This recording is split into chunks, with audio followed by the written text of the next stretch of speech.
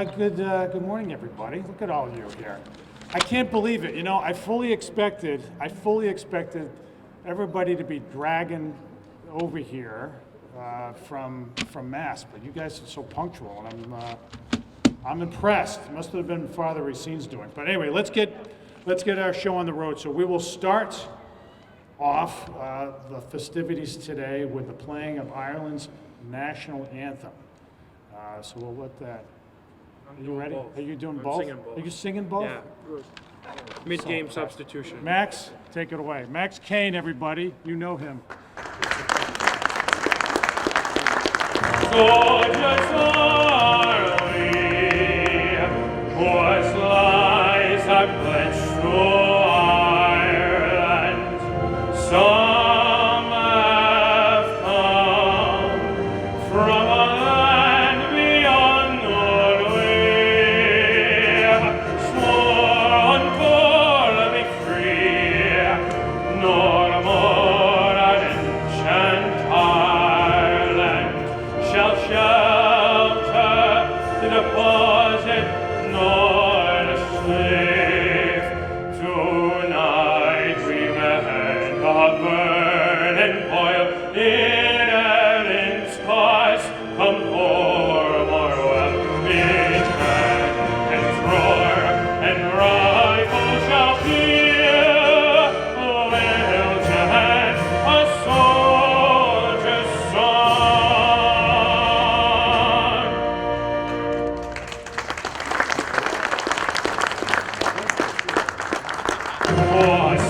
Can you see violet under the eyes?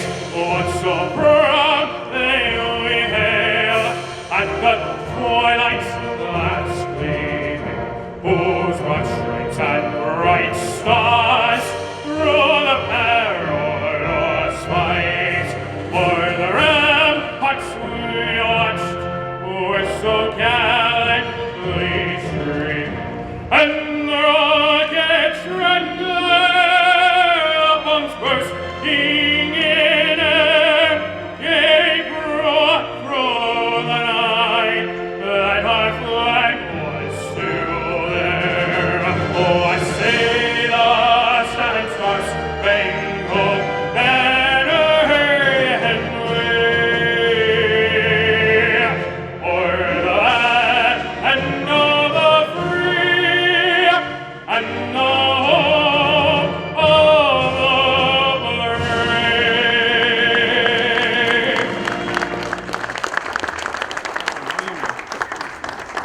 Man, oh man. I wasn't at the Mass, but I think Max warmed up. That was great. That was great. I got to tell you, so it has been, I saw Pete coming in here, and it's really impressive. Year after year, Max pulling it off. I mean, he started when he was, I don't know, he had to have been like 8 years old or something when you first sang this. I don't know, but, you continue to make it just so, Max, and get better and better every year. So I really appreciate you joining us today. So we have a number of people to thank and acknowledge, but I just I'll do that. I'll do that right now. So first off, Tony Cabral, our state representative, who's always here, always part of this ceremony and all the St. Patrick's Day ceremonies. Let's hear for Tony. We'll hear from him in a minute. City Council President Naomi Carney in her green vest. You'll hear from her in a moment. At-large City Councilor Ian Abreu. Ward 6 City Councilor Ryan Pereira. Ward 3 Councilor Sean Oliver. Ward 1 City Councilor Leo Choquette. And you don't have to run, Shane. Shane Burgo, at-large councilor. Let the record reflect that he got here just in the nick of time. I want to acknowledge our superintendent, Andrew O'Leary, who's here as well. This is always, and you'll hear, of course, from your president, our president, Brian Kirby, in a moment, as well as Chris Donnelly. I just wanted to say a few words, and then I'll ask Tony to come on up and Naomi to come on up and say a couple of words. But great turnout this week, guys. I'm proudly a member of the club, and as I found out recently, I'm current on my dues, so I'm especially proud of that. It's always been a struggle, but it really is a great day, great to celebrate St. Patrick's Day, of course, and all things that the Irish have contributed to the life of the city for a long, long time, really for 2 centuries, going all the way back to, as we celebrated a couple of years ago, the founding of St. Lawrence Church, the city's first Irish Catholic church, now 202 years old, 203, I guess. But as you step, that was an occasion, but every year this is an occasion really to reflect on the contributions of the Irish to Greater New Bedford. And there are many. We're all proud to be Irish on this day, but as you think back about it, the Irish have contributed mightily to the life of the city. They're cops too, and firefighters for starters, but lots of elected officials, as we know. That is kind of an Irish thing. And but I would just point out too that probably most importantly is our city's Irish have really distinguished themselves in the United States Armed Forces. And I think that this it can't be said enough, especially on St. Patrick's Day, that the Irish have produced so many veterans here in New Bedford and have contributed in all the branches of the service and really in every war in the last 200 years and continue to serve. And I'm especially grateful for that. So I want to thank the club for a couple of things in particular, and I might echo this tonight when I have the opportunity.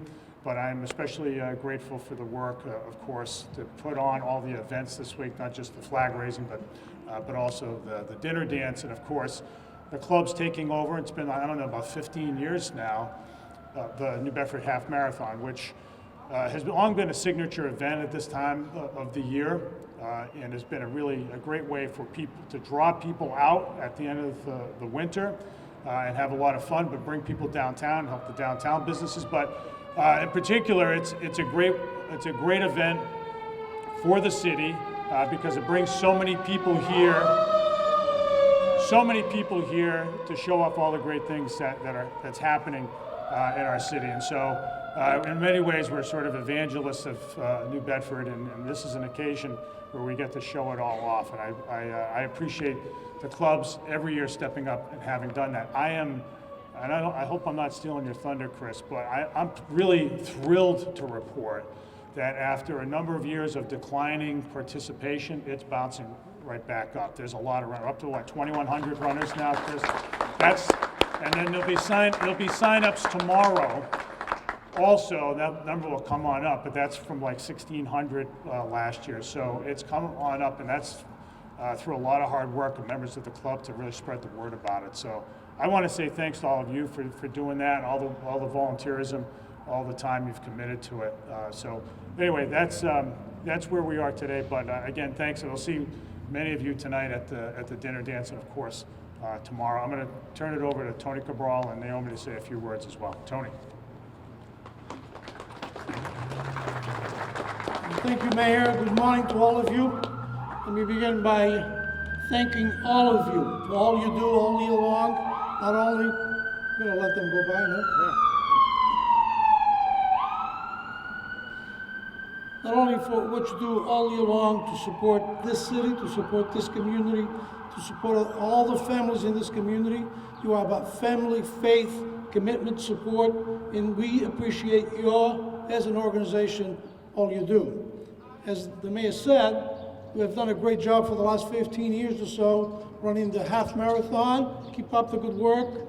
You can count on all of us to support you if you need anything. If you think there's anything that we can do to make it better, let your fingers do the walking. You remember that old commercial, of the phone book, right? But seriously, on behalf of all of those that I have the privilege and the honor to represent, a big thank you to all of you. It's nice to see a great turnout and really begin the celebration. St. Patrick's is a wonderful opportunity for us to celebrate the heritage, the culture, and how much you have given back how much the Irish American community has given back to this city, to this region, and to this state, and to this country. So you ought to be proud of that, because we are proud of all that work that you do. So thank you again. We'll see you tonight, and I hope everything runs well tomorrow. Thank you.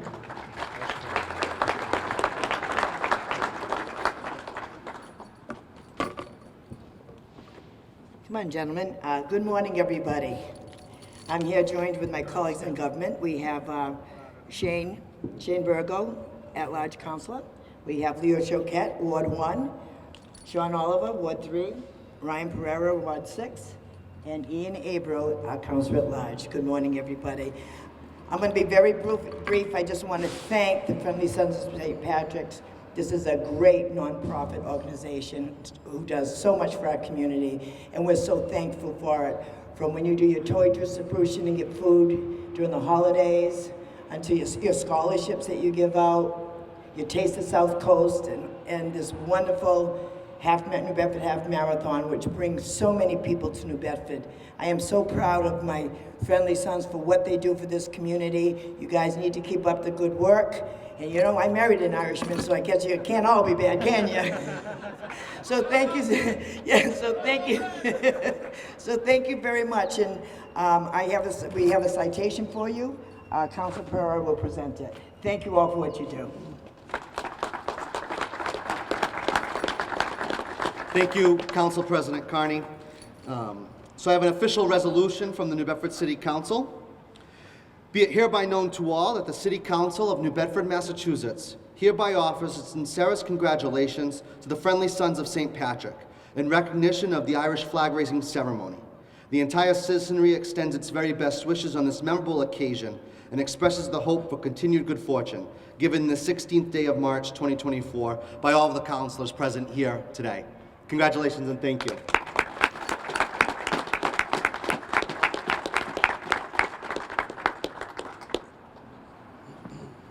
All right. Thank you all. All right, so next up, I want to call Brian Kirby up, who's this year's president, and who's over the years, whether he's had an official title or not, this isn't a joke. I'm saying something nice, very flattering about Brian. He's done a ton of work for the club, and it's brought a lot of people in and brought a lot of energy. He and Jay alike, I mean, both of them have done tremendous work over the years. Yeah. No, Okay. I made a snicker when you said Jay. So. Oh, all right. It's like, come on, I'm just saying something nice. Boy, everybody's waiting for a punchline. I'm just being genuinely nice. Anyway, Brian, thank you for all of your leadership of the club, and great work as always. And come on up and say a few words. Thank you. Thank you all for attending. It was quite the commute from St. Lawrence Parish. I appreciate that. Thank you, Mayor Mitchell, all the staff here at City Hall that put this all together. We're truly honored for your efforts in making this flag raising possible. It kind of works out to follow Mass. It ties the entire day and the weekend in together. Again, we thank you. Thank you, elected officials, both local and state level. Your continued support is appreciated as we move forward, with this organization and our community endeavors. Thank you. There's a joke that everyone's Irish tomorrow on St. Patrick's Day. Maybe it's not a joke, maybe we all believe that, but I'm not going to take too much time. I do want to give a personal guarantee that although everyone is Irish tomorrow on St. Patrick's Day, the Friendly Sons of St. Patrick will be community driven and committed to New Bedford, the city of New Bedford, and the greater New Bedford community for the next 100 years. And that goes with your anticipated and expected kind of support. So we thank you all for that. At this time, I'm going to call up one of our own, Chris Donnelly. He's an educator in the city of New Bedford. He does a great job teaching American history. It's a little bit of a joke once you hear him speak. Chris is going to give us a couple of updates on current affairs in Ireland this year. Because of proximity to St. Patrick's Day, we don't have anyone down from the Consulate General's office or anyone over from Ireland. Travel was a little bit difficult for them. St. Patrick's Day in Ireland is a pretty religious event. It's not quite as hallmarked as it is here in the United States.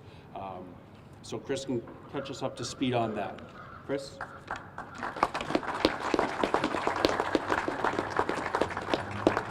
Good morning. So I did get a message yesterday from Sinn Féin, which is the largest party in Ireland, in the north of Ireland, in the 26 counties. Mary Lou McDonald had sent us greetings for St. Patrick's Day for the Family Sons. And you remember, Mary Lou was our guest speaker a few years ago, and she will be the next Prime Minister of Ireland in the next election. But Ireland has changed a lot. I mean, in even the last few years, especially in the 6 counties, where 2 years ago they had an election. And for the first time since the establishment of the 6 counties, the Nationalist Party won the majority.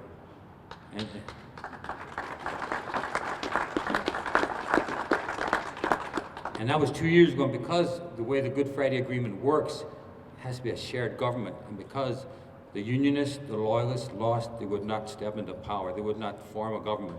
So we've been without a government for 2 years. And just about a month ago, they changed their mind and came on board. Now we have the First Minister of Ireland, Michelle O'Neill, who's a Sinn Féin member too. So we're really on the way up. We're looking for a referendum, hopefully in the next 10 years, that will maybe unite our Ireland again. And really, I think Ireland is doing really, really well. As for a speaker, we spoke. We were looking at someone will come over after Easter when it's a lot easier for them to come over, and we have a private function somewhere. We'll have a speaker come over. And we've had speakers from every single party in Ireland, six parties here, attend here. We have a Protestant Catholic mayor standing in these steps shaking hands, which was big news in Ireland. So the Friendly Sons are known everywhere in Ireland. You can just travel the country and you will find out. I was actually in Youghal last year, and I was in a little bar, Moby Dick's bar, and the owner, Kevin, he met John, of course, so he handed me a bar tab, which John hadn't paid. So I'll give it to him later. But again, Ireland is on the way up, guys. We're going to have one nation, one country, good, and I think it's time for us to be united. Not all Protestant, Catholic, and Dissenter together. Thank you very much. Took care of your mic.